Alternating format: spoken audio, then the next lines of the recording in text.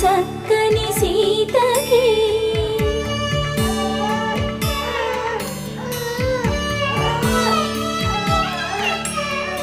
ఎర్ర జాబిలి చేయి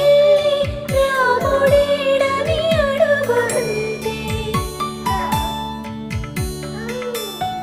చూడలేదని పెదవి చెప్పే చెమ్మలేదని